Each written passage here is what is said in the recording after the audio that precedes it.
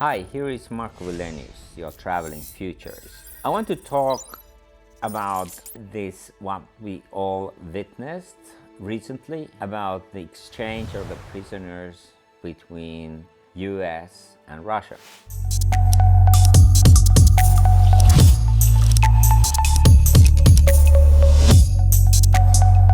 We had one basketball player that has been captured in Russia, and then we had one arms dealer and most likely quite a criminal that had been in US custody for some time. Eventually the both governments sort of agreed to exchange, and everything went smoothly, and our basketball player went back to home to US, and this arms dealer was released from US. But of course we need to look at the more larger scheme of things here. This is a part of the power play that Putin plays currently to show basically his power. Making this exchange, he actually brought the West down by showing that he can do things like this. He can just capture an innocent basketball player and use her in this type of trading as he wishes. So it's clearly a power game. Now, will this have any kind of an impact in what happens in Ukraine? Of course, there is not a very strong direct connection, but certainly there is a connection. And that connection is that because this is a part of the Putin's power play to show to the West that he is the one that makes decisions and the others follow, this is kind of in his books probably marked as a victory.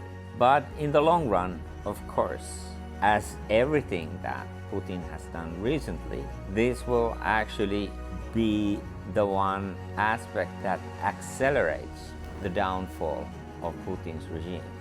Why do I say this? I say this because I think it has been very clear token for the West that they have to continue to support Ukraine in its battle against this bigger neighbor. Since there has been a lot of talk inside USA, but also inside Europe, that whether we should continue the support or not. But I think this is a clear signal what happened with this prisoners exchange, that Putin will continue to use all the measures, all the means that he has at his disposal to further his own self-interest, which is to show his strength as a leader of at least some part of the world.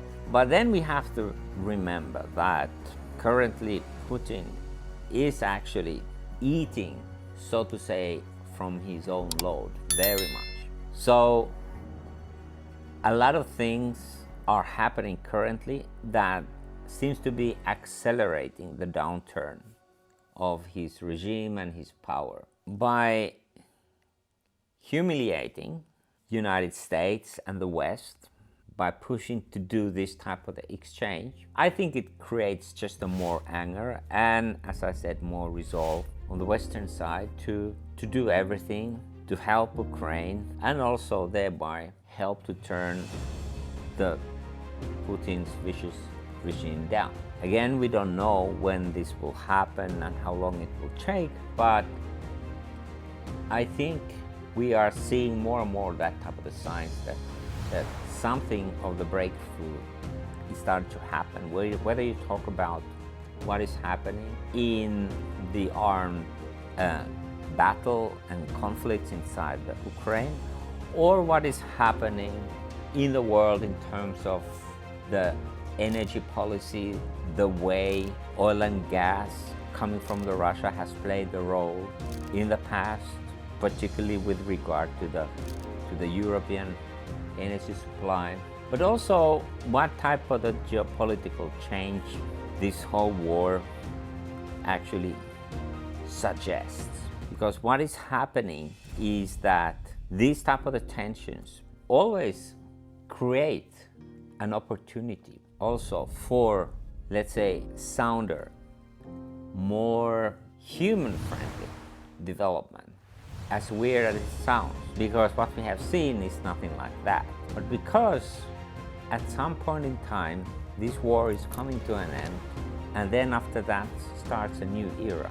The faster this culmination point comes, the better it is for all of us here on Earth. So from that perspective, all this kind of play that we have seen happening with the prisoners exchange might be at the end a kind of a positive thing to help us to realize that what is the type of the world that we actually want and what do we don't want and how to get there.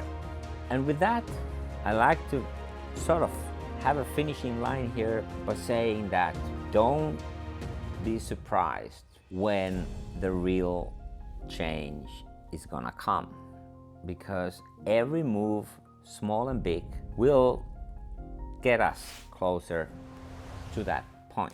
Subscribe to my channel and see other related videos and learn more about the future.